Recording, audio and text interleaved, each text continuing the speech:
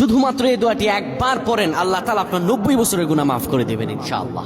আপনার 90 বছরের গুনাহ মাফ হয়ে যাবে যদি মাত্র এই দোয়াটি যদি একবার পড়তে পারেন। আপনার ভাগ্য খুলে যাবে, রিজিকে বরকত আসবে, মনের ন্যাক আশা পূরণ হবে, আল্লাহ আপনার সব দোয়া কবুল করে দিবেন। সুবহানাল্লাহি ওয়া বিহামদি। এত ফজিলত, এই দোয়াটা আপনারা শেয়ার করে দিবেন। এই যুবকেরা, আমল না করেও সওয়াব পাবা। তোমার একটি শেয়ারে, একটা বাটনে প্রেস করে তুমি সওয়াব পেয়ে যাবা। কারণ তুমি আমল না করো, অন্য কেউ যদি তোমার শেয়ারের বদৌলতে আমল করে সওয়াব তুমি পেয়ে যাবা। নবীজির হাদিস। আমার ভাইয়েরা, আল্লাহর কাছে দোয়া করা, আল্লাহর কাছে দোয়া চাওয়া, এটি হলো মুমিনদের কাজ। আমার আল্লাহ বান্দাকে বলেন, বান্দারে উদউনি আস্তাজিব লাকুম, আমার কাছে চাও, আমার কাছে চাইলে আমি আল্লাহ তোমাকে দিয়ে দিব। কেউ যদি একবার এই দোয়াটি পড়তে পারে, দোয়াটি হলো রব্বি ইন্নী যালামতু নাফসি ফাগফিরলি।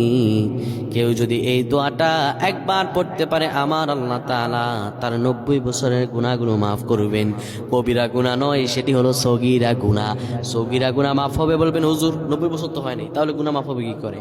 আপনার যত বছর হয়েছে তত বছরের সগীরা গুনাহ মাফ হবে, আর বাদ বাকিটা কাউন্ট করে আপনার আমল নামায় নফল নামাজ, নফল আমলের সওয়াব আল্লাহ তাআলা আপনার আমল নামায় দিয়ে দিবেন।